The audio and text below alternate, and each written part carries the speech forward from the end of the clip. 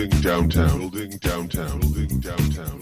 Hey, yo, it's Building Downtown. You can follow us on social media at The Building DT. Don't forget to follow and subscribe to the show on YouTube, iTunes, Spotify, Google Play, wherever you get your podcasts from.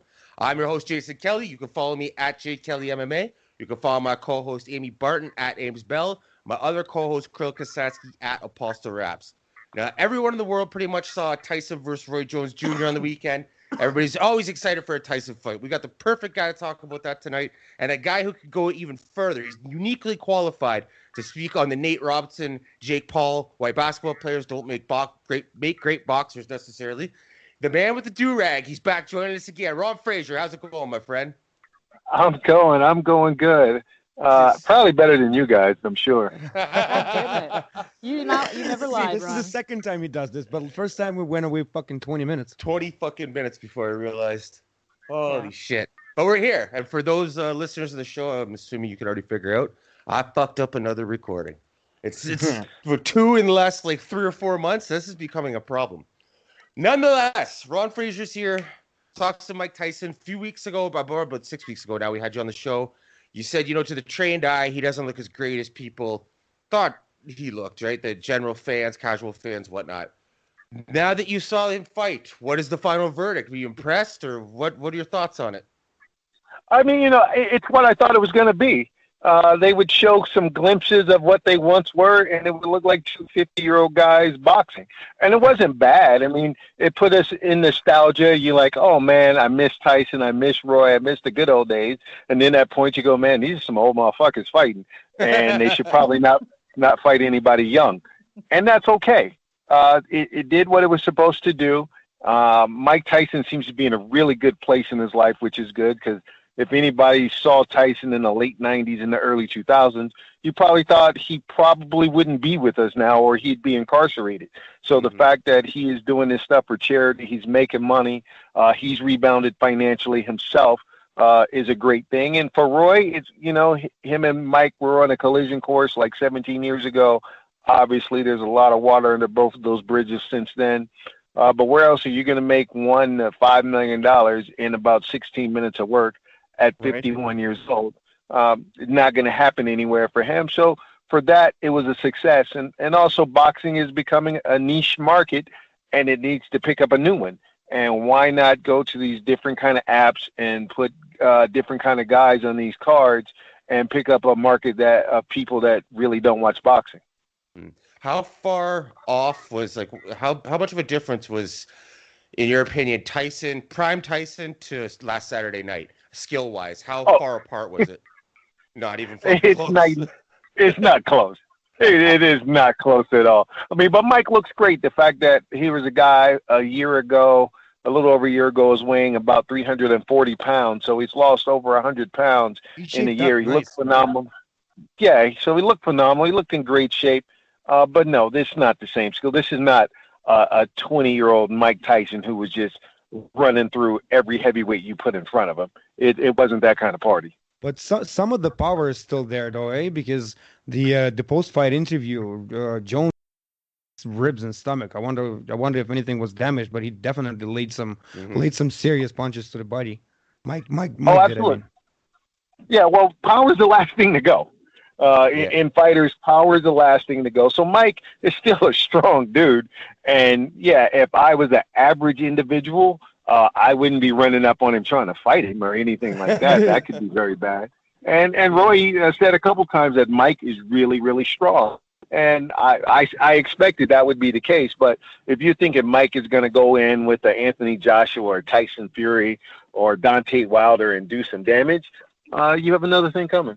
Yeah, no kidding. I hope that doesn't happen. And after the fight, Tyson seemed real fired up, and almost a little bit of that craziness you used to see from him when he used to say outlandish shit after his fights and our press conference and stuff. Did you notice that at all too? Did he seem a little like the fuse was lit? Well, you know what? That kind of comes out that they conjured up what they used to be, so you expected some of that. But he was very controlled. He wasn't out of control. He wasn't like trying to bite anybody. He wasn't, very children. And... Yeah, he wasn't going to eat anybody's children. He wasn't attacking Lennox Lewis. So it was definitely different. And what about the other end, Roy Jones Jr.? What are your thoughts on what he looked like? Roy looked 51. Every bit of it. I was like, yeah, thanks, Roy. Thanks for training. That He couldn't breathe for some reason. Well, not for some reason, but he was choking bad. He was fucking see when I'm talking to you, Ron. If I'm just talking to a buddy, I could just say this with total confidence. Talking to you, I'm like, how am I going to say this and not fuck up the terminology? Because I know this is not what it's called. But it's like he when he leaps in with it's like a longer, more extended hook, but not even like a tight hook. He used to do it all the time. He tried that a few times, and that looked sad. It just looked like he was shuffling his feet from side to side and kind of throwing his arm in the air.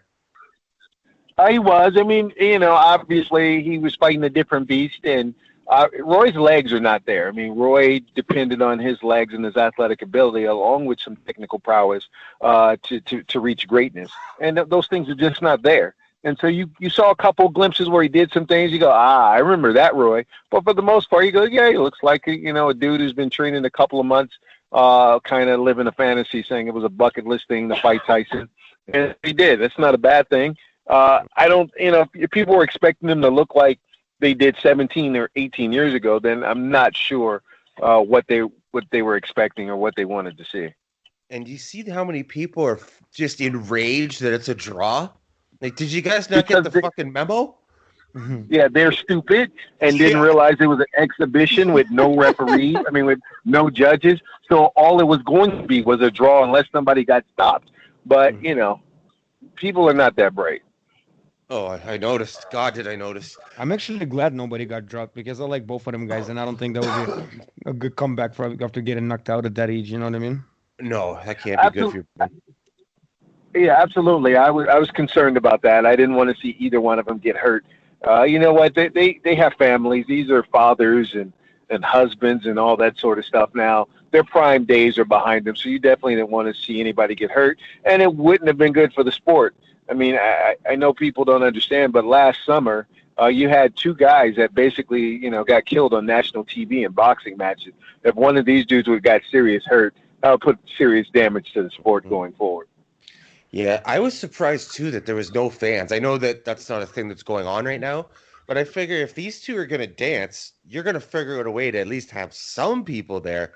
I thought it was really, really strange, especially from... Everything was dark, though. Maybe they were hiding people in the dark, you know what I mean? Coming up as a kid, watching Tyson, I remember when I was a kid, and those arenas and stadiums, not stadiums, but arenas, they were packed, and it was booming, But... yeah, it wasn't even like UFC. It was a lot more different, I found. I found that so strange. What about some knockouts that do bring fans to the sport? Oh, I see what you're saying. Yeah, it's definitely strange. It's definitely strange with no fans, but obviously in the COVID era and California being hit worse than some other states, that you expected no fans. But it's different. It's different when you can't really see the people feed off that energy, and you can hear everything every coach is saying. Sometimes I like, y'all need to shut up because I'll give them bad advice. But is there anyone else you want to see Tyson do this with again for fun, or is that's enough? You know what? I mean, long as they're, Shannon Briggs, I think would be very, very interesting. Evander Holyfield obviously has called him out. So, I mean, you could do those type of things. I mean, he seems to be in good shape and good spirits and can handle himself fighting another 50-plus-year-old guy. As long as he stays away from, some 40, some late 30s and late 20-year-old guys, and he'll be fine. Hey, maybe, I don't know how old Butterbean is, but everybody used to talk about that kind of fight. I think that would be fun. Fucking Butterbean. Yeah, I bet you if they do another one, it would probably be Holyfield. Holyfield looks great, too. Yeah, Holyfield looks great, but, I know Lennox Lewis is talking about coming back, so, I mean, he could do things like that, but long as... It's like an actual Masters League. It is. And if they can make some money, because some of them has hit some financial hard times, if they can make some money, why not? And put some of these YouTube guys on the undercard, with big followings, why not? Well, what's it going to take to get you on one of these cards? A lot of money. You give me Nate Robinson's purse of $600,000, I would do it. Well, shit, I would too. Let's go. What would you want? Would you want a YouTuber, an athlete from another sport, or a retired boxer? Or a cab driver. Or a cab driver? I'd prefer to go like Julio Cesar Chavez and find a cab driver. But, maybe an Uber Eats guy. We're kind of moving up in the world. Yeah, they eat a lot. Probably they snack. They probably do nothing but smoke joints, deliver food, and get some to eat at every stop. Snatch some of your fries. See, yeah, definitely. That would be perfect. That would be perfect because we'll both be really tired about the second round. So that would be perfect. If I got about 90 seconds of real violence, if they survive that, we'll both just be really tired the rest of the way. And you'll have food there because it's an Uber Eats guy. Absolutely. So I think that's a win-win. That's a win-win. Only if Snoop is there to call the fuckery. Yes. Snoop. I know a lot of people were down on Snoop, but I actually loved that line talking about it looked like his two uncles fighting in the backyard barbecue, and then saying, "Grandma, they're fighting again." I thought it was funny. I know a lot of people were like they're down on it, but I was like, you guys are taking this way too serious. It's not that serious. It's an exhibition. They don't have any judges. It's 2-minute rounds with 12-ounce gloves. So let's have fun with it. I mean, fuck. Sugar Ray wants to fight Moro. What's going on, I think Moro takes him. I know. Yeah, you remember when Snoop was working for the Dana White Contender Series? And that was bad. Yeah. No, that was bad. Now he's out of his he's out of his element if he's calling real fights. Where you need them to have some knowledge of something. He has no knowledge of combat sports, but he has some good one-liners.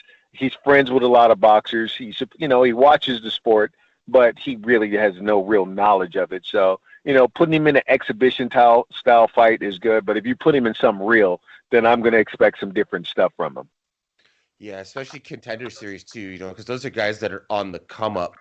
It's like to them, everything matters, right? They want everything right. They want to get to the point where they're doing the interview with Joe Rogan. If you're doing an interview with Joe Rogan, your career is on the right path. I think they definitely took that thing to heart. Yeah, absolutely. So, that's where you want to go. Speaking of spectacles, fucking Nate Robinson and Jake Paul. First of all, what are your thoughts on things like that? Where Jake Paul, this YouTuber, is now boxing, and he's going around saying he's saving boxing and shit like that. Do you take that seriously at all? I don't take it serious, but some boxers are.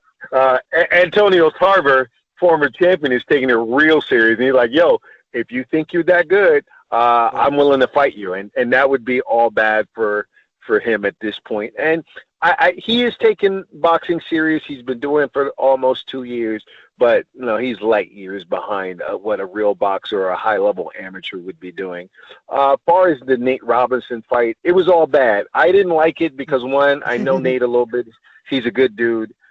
He let his ego get the best of him, and he got bad advice. Whoever's coaching him, that shit was horrible.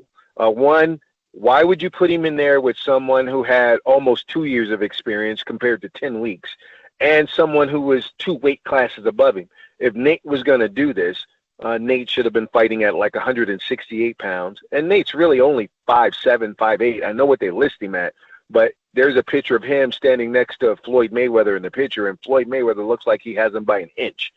So why would you put him in there with somebody 6'2", that's more experienced, that's younger, bigger, and stronger? That was bad. It made him look bad. Can boxers make that transition? I mean, can basketball make transition to boxing? Yeah, some of them. I've trained a few. I mean, had he fought somebody like Glenn Big Baby Davis, who has been in and out of boxing gyms for about 10 years, and he destroyed him like that, that would be something different. But to fight an older guy who has been training only 10 weeks and look like he's never sparred in his life, it just made Nate look bad, and it made, the YouTube guy look way better than he actually is. Yeah, it made Nate look. That's what I'm saying.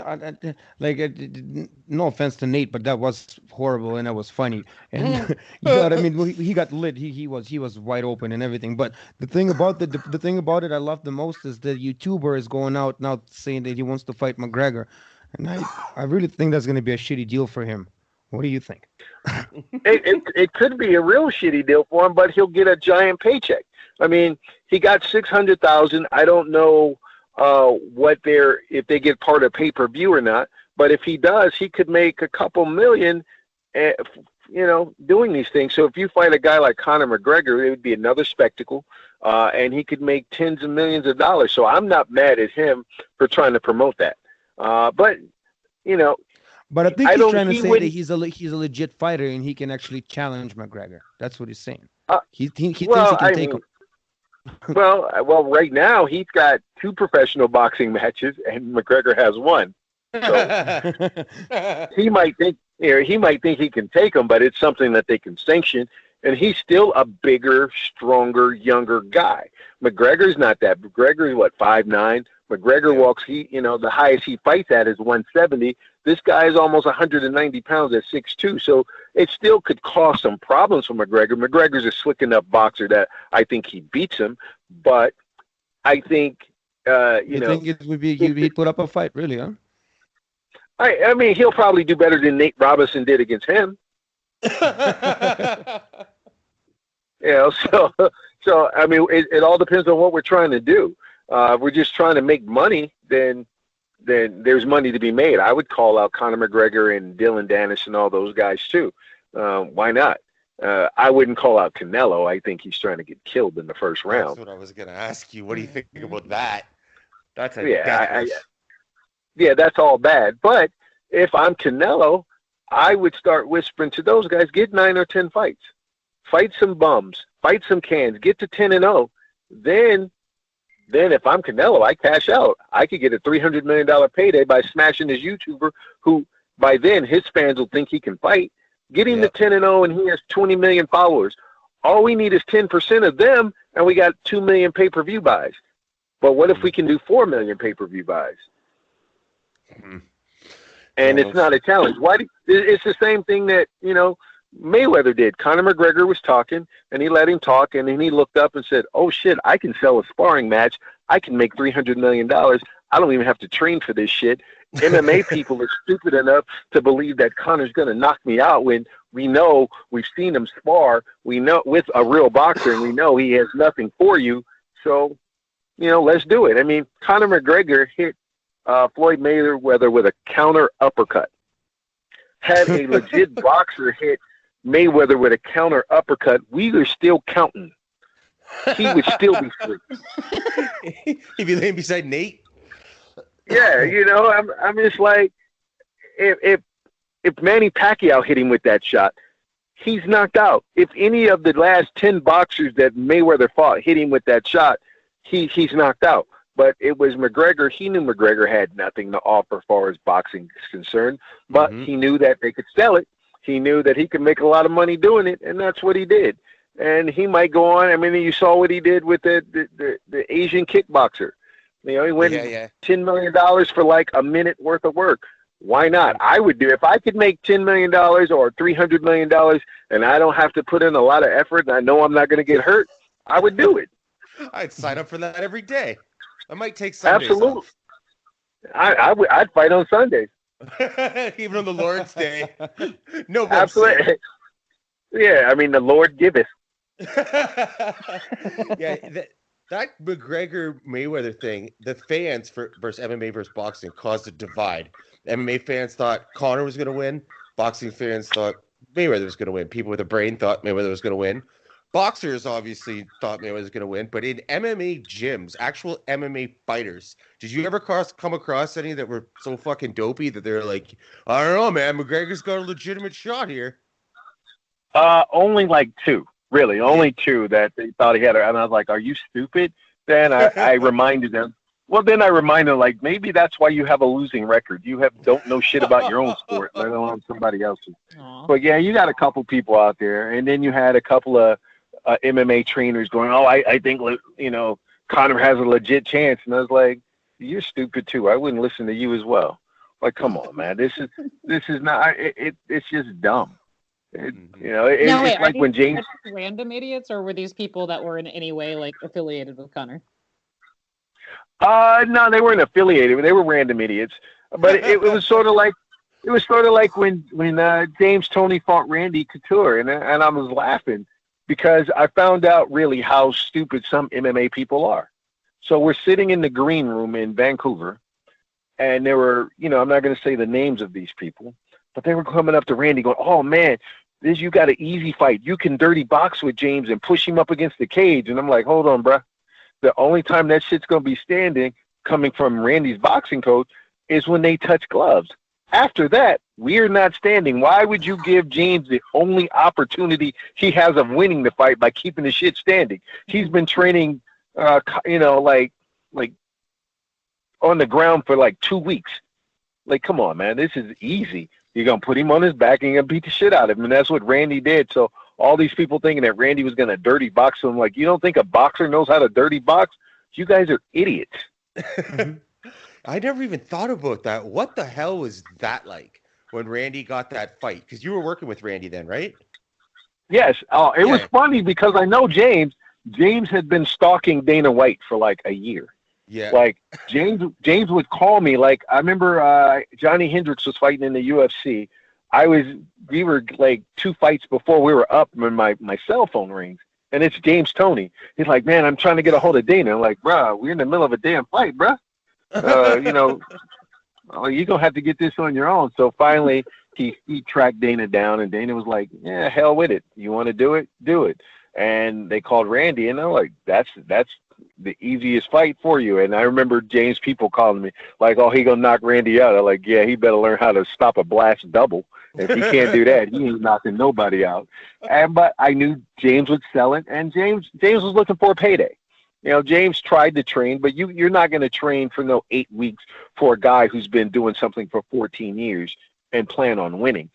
If you're going to do this, if a boxer is going to make that transition to MMA, it's going to take a couple years of training, maybe behind the scenes, and nobody know it. Like if Floyd really wanted to do it, like when he went on a 2-year hiatus before he came back and fought Marquez, that would have been the time for him to like start wrestling and start doing jiu-jitsu, because Floyd has the income to call up. He could have called up, Marcelo Garcia, the most preeminent smaller grappler in the world, and say, "Hey, you know what? I'll pay you $1 million to train me. You're going to sign this disclosure. You're not going to tell anybody you're training me." He could have gone to any country that ended in Stan and got a wrestler and go, "Hey, you're going to come over and you're going to be, you're going to come over and you guys are going to wrestle with me." And what Floyd would be trying to do is close the gap. He already knows distance. He already knows striking. What he's trying to do is be able to last for about, I always say, if a guy's coming over, a big-time boxer's coming over, he has to survive for 7 minutes. He has to be able to stuff a takedown or be able to create a scramble, and then start making this MMA dude thinking, "Oh, shit, I got to do nothing but stand with this guy now." Now the mentality and the psychology of the fight changes a little bit. But if he can't survive that first 7 minutes, or he can't, once he gets taken down and gets trapped like James Toney did, then it's all over. Unless they do something really stupid, like Tim Sylvia did, and fight a boxer, and then they were going to fight him with boxing rules, and they said, "Nah, the Illinois Commission, wouldn't go for it." So then they had a gentleman's agreement in MMA to keep it standing. So you're going to keep it standing with the former heavyweight champion of the world, and then throw one kick and then get blasted in your head. They're like, "Come on, dude. That was dumb." Yeah, Tim Sylvia's decline was brutal to watch. He went from UFC champion to getting laughed at and mocked on the internet daily, the way his career went downhill so fast. Yeah, but you got to look at the people who's mocking. Everybody, it's easy to sit back, in your grandmother's basement and talk shit about people, but you're not willing to put it on the line. Like, I give Nate Robinson this. Yeah, he got knocked out, but he had the balls to get in there. A lot of people who are making memes about him, what combat sport have you motherfuckers ever done in your life? None. You would get TV your ass at kicked. that too. With Absolutely, the lights on and everything. That's another element you got to deal with. Absolutely, and even one MMA fighter that I know, and he was talking like, "Oh, you can't play boxing." So I mentioned to him, I was like, "Dude, you're 3-11. You got beat up by people that were, your size, your weight in the sport you do. So who the fuck are you talking about?" But he made $600,000 Motherfucker, you ain't made $6,000 in your entire career if you combined all your purses together. So you probably shouldn't be sitting on. You probably shouldn't be sitting on somebody. He had the balls to do it. It wasn't the right fight. I thought his management and those people weren't looking out for him. But you know what? He still had the balls, and you give him credit for that. And his ego got the best of him because he thought he could, like, fuck it, I can go fight. Like, nah, bro, it takes a little longer than 10 weeks. This is not playing basketball. You do get hit in basketball, but not like this. Not like this. No, definitely like this. When James Toney because he was publicly terrorizing Dana White, and he gave Ariel Helwani a hard time every time Ariel was trying to do an interview. Did he ever taunt Randy or come try to fuck with Randy, like when he crossed paths with press conferences in Vegas or anything like that? No, he didn't. He didn't come into our gym. I mean, he talked shit on the countdown interview. Actually, I think that's up on YouTube. It's pretty funny. I mean, he talked a lot. He needed subtitles by that point. You know, I remember that. James is saying. I remember that. Yes. Fucking speaking English and there's subtitles there. Yeah, so, you know. But other than that, we had fun with it. I went back at his camp a little bit. But James was looking at a payday, and actually people don't understand. James didn't make a whole lot less than Randy did for the fight after the pay-per-view sales were. So, you know what? His agent scored a win. He wasn't going to ever win that fight, but his agent scored a win. They got a good payday. He got paid more for that fight than any boxing match he could have got at that time. You know, and James is a legend. I love James, and he's one of the best boxers to ever do it. He's going to be a Hall of Famer, but he also ate his way out of being a bigger star than he could have been in boxing. I mean, this guy, if he could have stayed at 168 to 175 pounds, he was hard to deal with. Hard to deal with. It's funny we're talking about Randy because last night Amy got a message or a message request on Instagram from Randy Couture. Amy, do you have the message handy? I do. I get these all the time. It's so embarrassing for everybody but me. Seriously, I don't know where these people come from.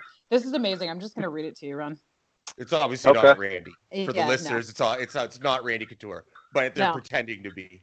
No, this is ZX Natch instead of XC Natch.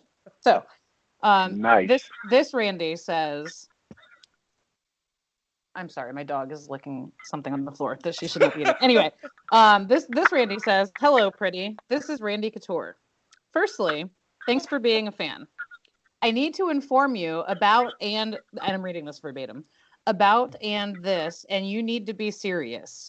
Stay away from the fake people. They scam and duped many of my fans in my name. It sucks. I never chat with anyone or give out my private identity to anyone. They made me chat to you because I need to safe and try my best to inform the few I can. So please, be very careful. They keep sending messages every day to all my fans. Please private your Instagram page so that they won't have access to chat to you again. Many of my fans cry in my DMs every day and keep telling me they scam them on my name. I never do that. Please be careful. Thank you. Son, yeah, no. Weird that it doesn't say please send money afterwards. I know. Right. Yeah, Randy gives no fucks. I know. Like, I know. That's why it was so yeah. funny. And I was It was like, I was so saying to funny. Jason, I was like, dude, first of all, the day that Randy spends that amount of time typing something to his phone, first of I mean, all, he would type something through his phone, but that would be on his page that he was typing for everybody. Like, he wouldn't have put it in a DM. He would have just made it a regular message, and it would have been for everybody. Like, hey, somebody's got, copying me, and, look out for it. But we used to laugh because back in the MySpace days, there was like 9 million Randy Coutures out there, and I would friend them all. I would, because I just wanted to see if they would talk to me, and they would. And some of them like, yeah, I'm glad you're a fan, and I would just ask them stupid shit just to see if they would respond. And then I would catch them in a lie, and then they would delete their page. Yep. You know what? Back when I was more involved in MMA stuff, I would do the same thing because, like, a lot of times people would do this and impersonate somebody, and it was somebody I actually, like, a fighter I actually knew, and so I'd be like, "Oh, really? Go on." And it was a lot of fun. But like I get these all the time still, and I Oh, don't yeah. like even. I just it's funny, and I'm just like, God, dude. The problem is though, there are so many fucking people. Like you were saying earlier, a lot of stupid people out there. There are plenty of people that would see that and be like, oh my God, Randy just followed me and DM'd me. Holy shit. Oh, yeah. Oh, I had a dude. I was watching some UFC fights at a sports bar. I knew the owner, and he was like, Coach, if you ever don't have any fights and you have some downtime, come in and watch some fights. So it took like a year and a half, and I did. So I go in, I'm watching the fights, and this dude, he looked the part. He had a cauliflower ear that I believe he gave to himself. He was tatted. He was tatted up, and he's telling his group of friends that he's Randy Couture and Forrest Griffin's main sparring partner. So my ears perk up because I'm like, are you fucking shitting me? Nice. Like, all right, so I'm gonna see how far he's gonna go before. If he just says a few things and don't say anything, then I won't say anything, and I'll let it go. But he keeps talking and he keeps coming off like he's a badass. So just so happened, a BSN commercial comes on, and they used to sponsor Forrest. It's me and Forrest hitting mitts. So I look at the dude and I go, so what did Randy's coach say about you beating up him and Forrest like that? So he's still not recognized that I'm the dude with Forrest on TV. And he's like, oh, he didn't say much. I like, so really? I'm like, you're beating two fucking champions and he's not trying to get you in the UFC? And he's like, nah, he's like, I don't really like him all that much anyway. Like, you don't? Like, what did I do to you? You're like, what? Did he get it? Like, yeah, Come what on. the fuck did I do to you? Considering that you don't know who the fuck I am and I'm Randy and Forrest's coach, you moron. And he's like, what? No, but you can look on the screen. That's me and Forrest. But if you need me to like show you pictures, I can. Mm-hmm. And then he left his friends. He didn't even say bye to him. Aw. He just left. And then apparently he had been coming into that bar, and they believed it because he looked the part. So they had been giving him free food and stuff like that. Like, dude, don't ever get that dude anything free. Make him pay if he ever shows back up here because he's not a fighter. Again. But you get that all the time. I had people telling me that they were going to fight in the Ultimate Fighter series. The year that Gray was there, one dude was like, yeah, I'm fighting. I'm like, well, how much you weigh? Like 85. I'm a 185er. I was like, dude, they're fighting at 155. Like you ain't in the Ultimate Fighter. Like go away. But people lie, and sometimes they are like, lie little. Say you're the king of the cage champion. Nobody's gonna check that shit. I came over from Cage Warriors. I mean, yeah, nobody's checking that. You can go like you could make up an organization saying you're 100-0, and nobody's gonna check. But if you say UFC and Bellator, then people are gonna go, I don't know that dude. I mean, I was working in a nightclub, as a security manager, and a dude comes in. His brother gets kicked out because he got extremely intoxicated and he peed in the garbage can instead of in the urinal that was like 2 feet away. So my security staff was kicking him out. His brother was just being a douchebag and wanted to fight everybody. And so as they're getting on the elevator in the club going down to the bottom floor, one of my people said, hey, coach, this dude says he's a UFC fighter. So I step on the elevator like, all right. He's like, well, who are you? I'm like, who are you? He said, well, where are you ranked? I'm like, I'm not ranked, and neither are you. Like dude, where are you from? He's like, I'm from, he was from Temecula. I'm like, oh, all right. I was like, where you train at? He's like, I train at Dan Henderson's gym. I'm like, oh, really? Like, you train at Danny, huh? You were Danny. He's like, yeah. Like, would you like to train there next week? I'm like, what? I said, don't make me call him and tell him you're being a dumbass, giving his gym a bad name. He's like, you know him. I'm like, yeah. He's like, so if I call him, like, I put him on speed dial. Would you like to have a gym to train at on Monday? And then found out this dude was a wrestler. And he wasn't an MMA fighter because nobody goes around saying I'm in the UFC. They're not trying to fight anybody and get sued. Yeah. And it was just, but it was funny because when we got him all the way out to the exit, he looks at one of my other security personnel and he's like, I bet you I could tap you out in 13 seconds. We have, oh my God. we have to have Metropolitan police officers at our front door. And they know me, and it's like, Coach, why you didn't say that to you? He's like, because I would have challenged his ass right here, right now. You can tap me on 13 seconds, go for it. So, And the but clock you get starts that. now. Yeah, but you get crazy stuff like that. I don't know why people do that, but it is what it is. Well, people got to live in their fantasy land, I guess. I will never forget when I was at I forget what card it was around. It was like 160 something, 162 I think, when Uriah and Phil were trying to do the MMA Combine thing at the Expo that year. Yeah.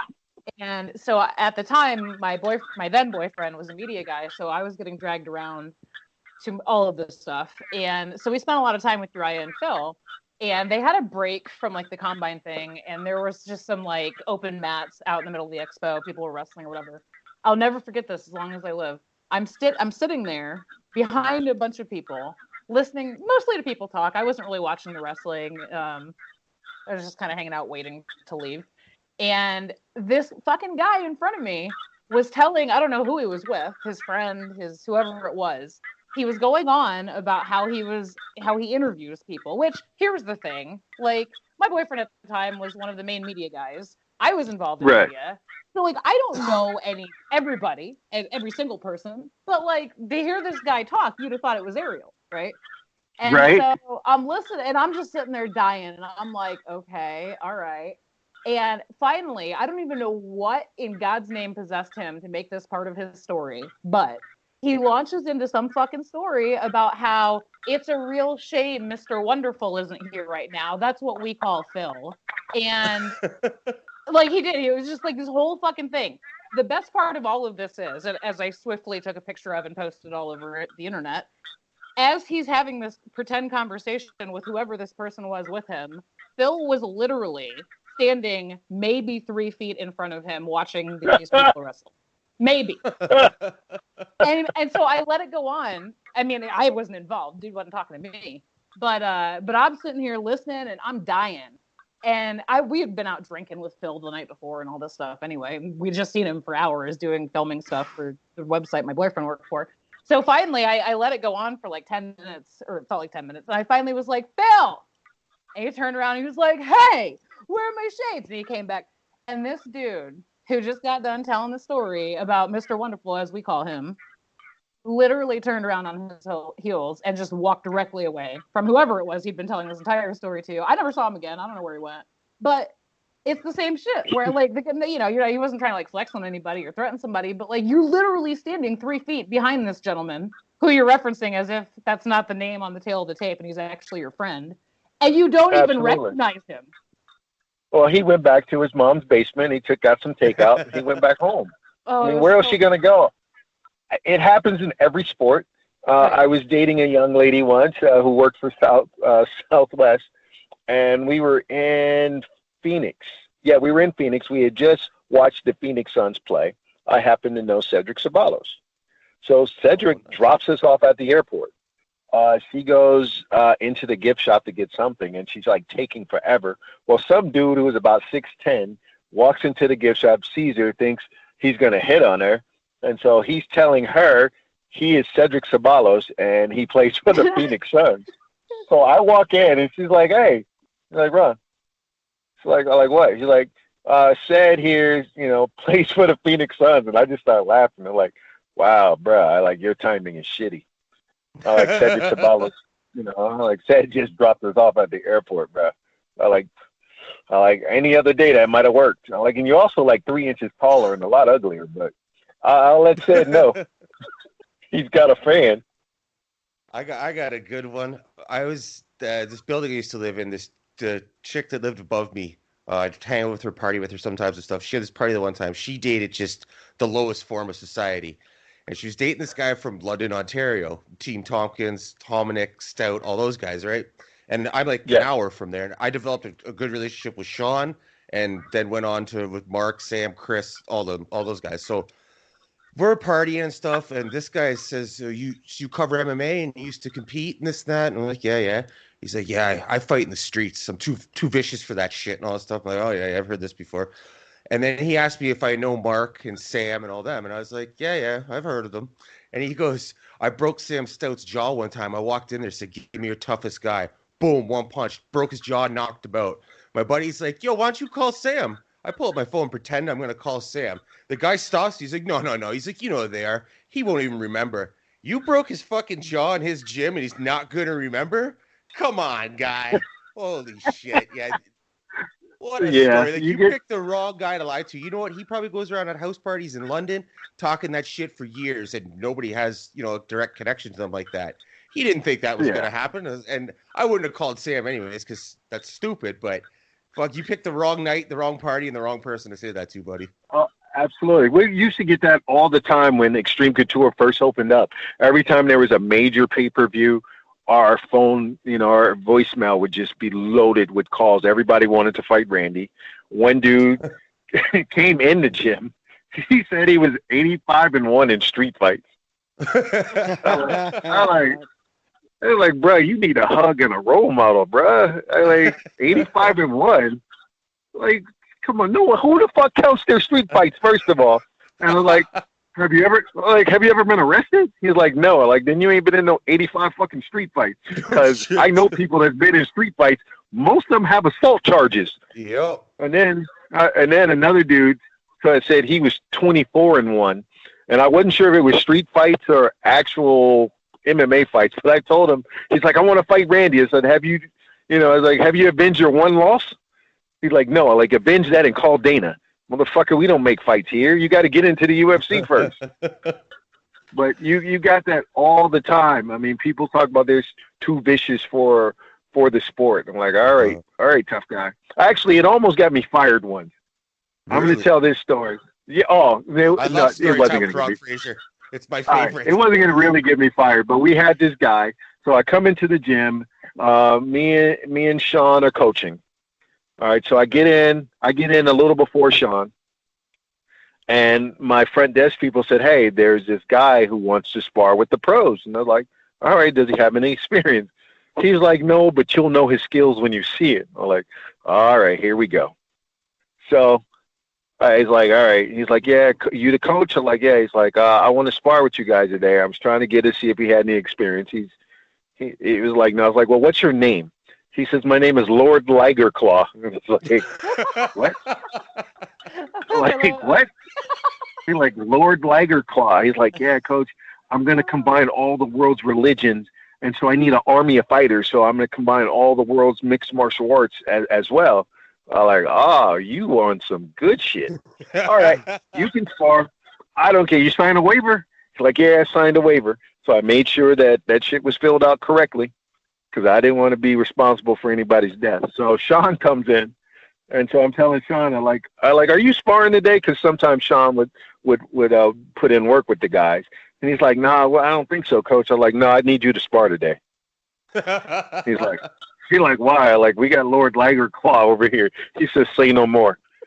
So Shawn kicks this dude in the body about 30 seconds in, drops him with a liver shot to the body. Oh. Dude never spars again, but he would go into where our strength and conditioning area is, and we had like sledgehammers, and he would tap his elbows with the sledgehammer. So I'm like, I can get Randy's elbows really sharp. And I'm like, all right, buddy. Like, please stay away from my boss. And he would do somersaults backwards and forwards in the cage. It was just a spectacle. And we were laughing, but one day he cornered Randy. I don't know how it happened. I had already left. And Randy the next day, like, that dude ever talks to me again, I'm firing you and Shawn. Wow. But it was just like Lord Ligerclaw. That was one. And then we had the guy who had 400 Kung Fu and MMA fights. Oh. 400. So he comes into a regular kickboxing class that started at 10 a.m. at about 10:45. Nice. So he, the instructor at the time was a fighter, and he's like, nah, you can't join class. Yeah. We got 15 minutes left. And so he's talking trash where the coach can't hear him, but the students could. And they were like, yo, coach, he's talking trash. Well, the coach was like, hey, you don't want to be with these guys. If you got a fight coming up, you want to come back to pro practice. Oh, no. So he calls me and is like, he like calls me and says, "Hey, we're gonna green light this guy. He says he has 400 kung fu and MMA fights." I'm like, 400 what? He's like, yeah, 400 kung fu and MMA fights. I'm like, all right. I was like, I'll be working with Randy in the cage, so you guys can't kill him while Randy's in the gym. It's Shark Tank Day. I don't know if you guys know what that is, but you get a fresh guy every minute. So one person's in the middle, get a fresh guy every minute. So this is the old setup at Extreme Couture when we had just a ring and a cage up front. So I'm in the cage with Randy while they're in the ring. So I'm calling out, fresh guy every minute. So I was like, well, if you got 400 Kung Fu and MMA fights, you can go first. So he goes with UFC veteran and now actor Jay Haran. So he goes with Jay. Oh, Jay. Jay is beating the crap out of him. The dude sticks his head in between the top ropes. And Jay goes over the rope and hit him like, Jay. He's like, what? I'm like, you got to keep it legal. He's like, okay, coach. So then I switch, and then it's Mike Pyle's turn. So Mike is kicking this dude's legs, and from top of his knee to mid-thigh was like darker than me. Oh. Yeah, and so he quits, and I'm like, all right. So he watches the rest of rest of practice.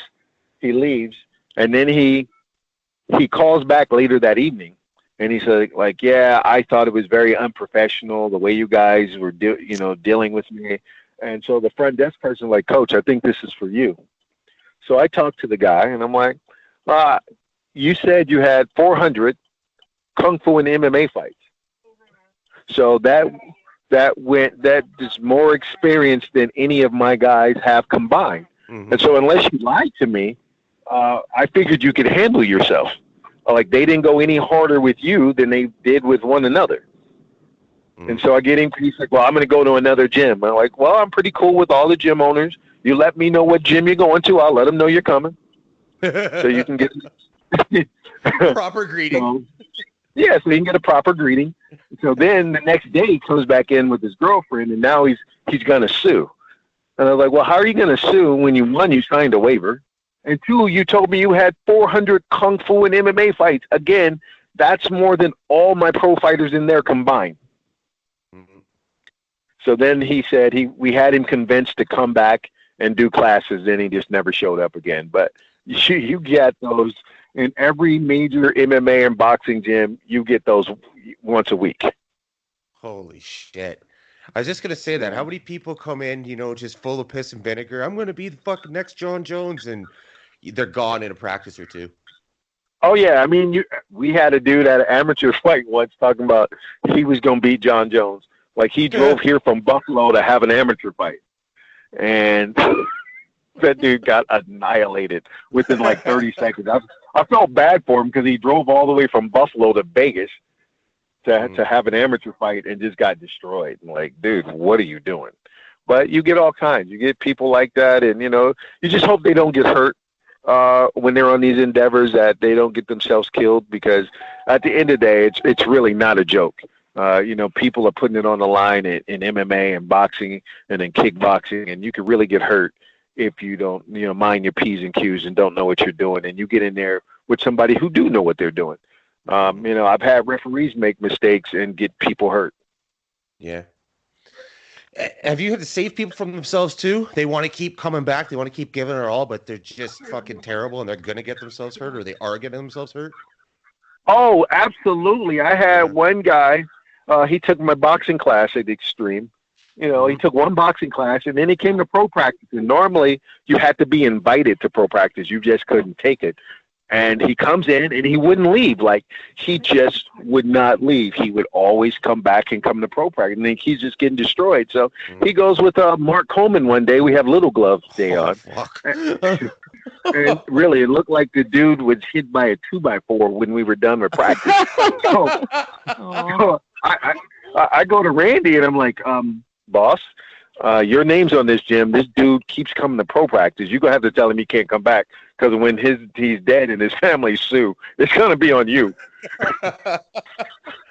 Why do these people pick fucking, Randy or not Randy, sorry, like Jay Haran and all these other people that you've listed so far, like that's not the fucking guy you want to start with. No, by no means. No, it's not. But they're under delusion that they can actually fight, and some of it is, maybe they've had some smokers, or maybe they're from a small town and they're the best guy in that town, or maybe they've just been punched one too many times in the head, or they get really, really high and it's delusional. But it happens, and so you have to, save them from themselves. And then sometimes with fighters, sometimes, they get 3, 4, 5 fights in and go, man, maybe this ain't for me.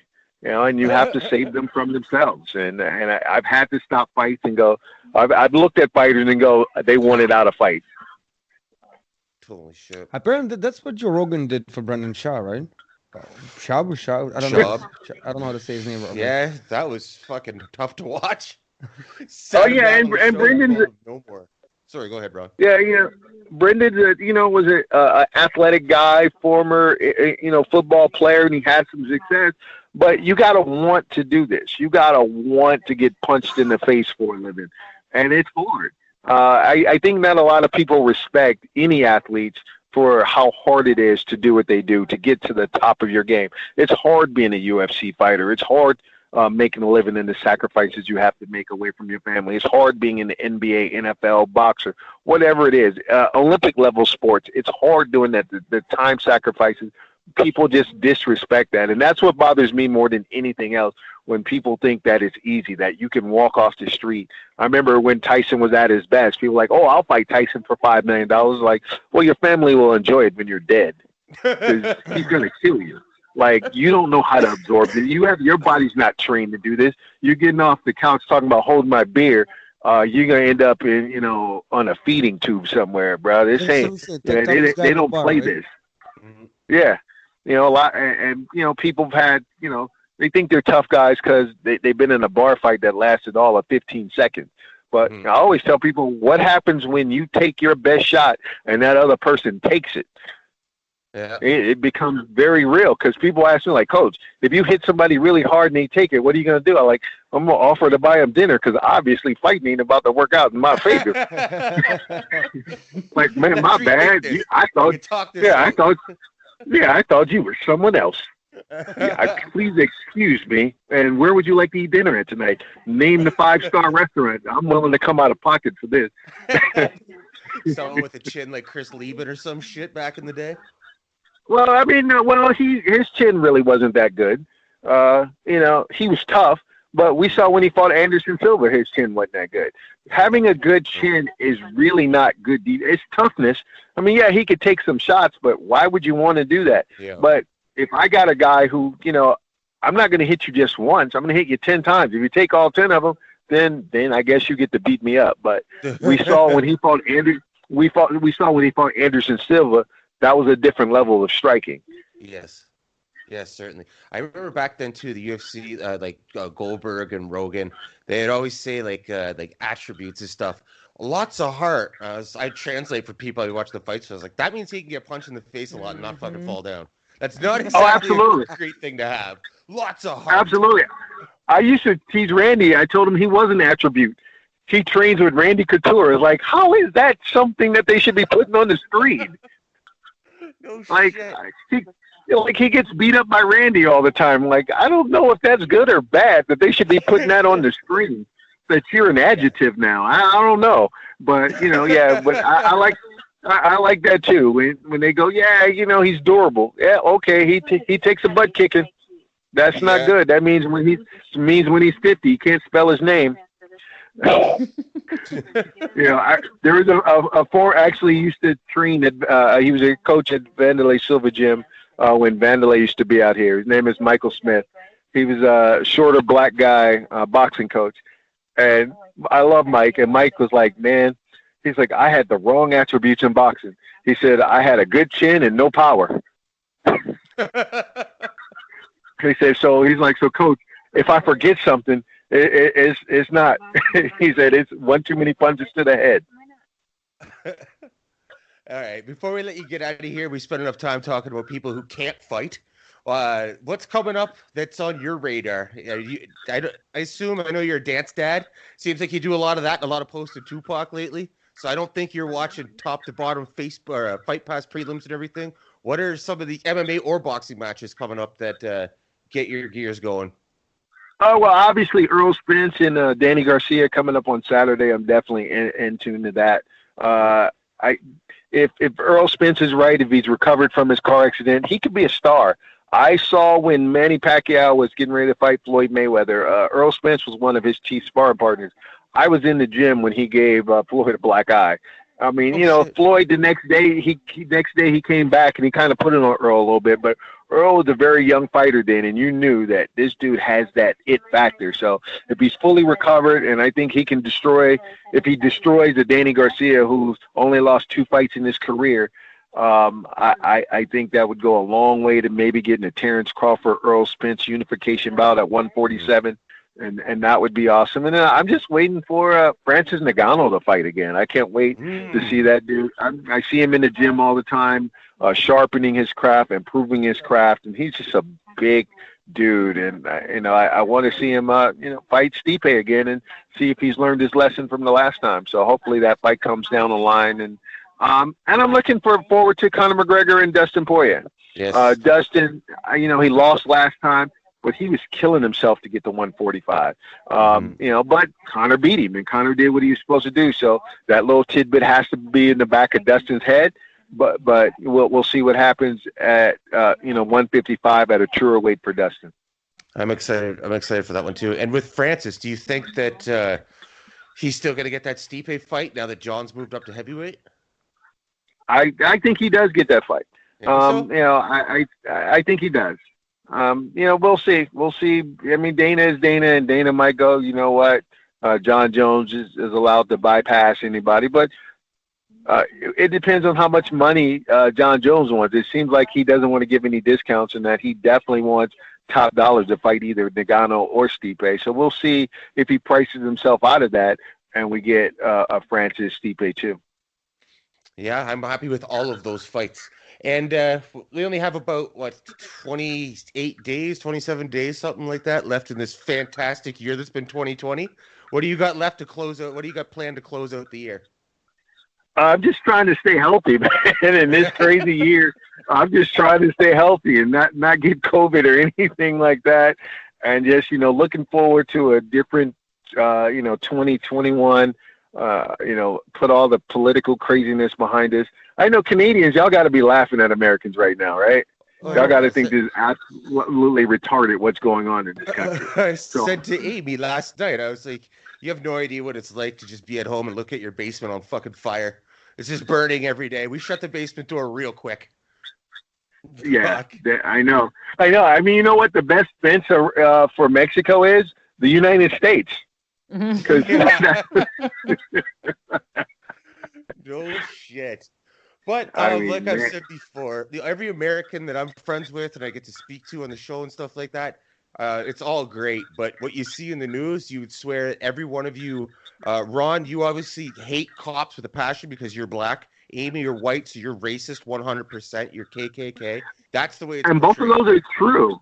Both, you should see the DMs she sent me, man. I got a noose one day, and I do hate cops that are not my friends, that I haven't trained like 20 million of them, and I do send them donuts all the time. I don't know if that's good or bad, but I try to stay on their good side.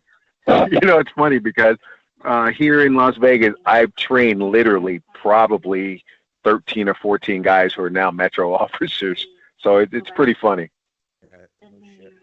Well, story time with Ron Frazier is always great. If we don't get wait, you're missing one. What's up? Don't you want to ask him about Tupac? Oh yeah, you've been crazy with the Tupac lately. How much of a hip hop fan are you? Oh, I'm a huge hip hop fan, but Tupac is my all-time favorite. You can't go wrong with Pac. So I get a little nostalgic, and I'll put like 20 videos of Pac. I mean, his storytelling and just the way, he kind of just kept put you in. Like, and he could do any style of hip hop. It could be crazy, danceable. It could be something that made you think, or it could make something that fired you up and made you want to, like, you know, go on a drive-by or something. But he just kind of had that effect, and he's my all-time favorite artist. We're running out of time here, but I will come back and I will share a Tupac story with you. Just kind of keep you in suspense a little bit. Oh, shit. We might have to have Christmas with Ron Frazier. Absolutely. All right, my man. I'll be talking to you in the next few weeks or whatever, and I'll have this posted up by tomorrow. And thanks for everything. For Amy Barton, you're welcome. Kirill Kasatskiy, Ron Frazier, I'm Jay Kelly. This is The Building Downtown. We out. Peace. Peace. All right, Ron, we'll let you run. Okay. Building downtown. Building downtown. Building downtown.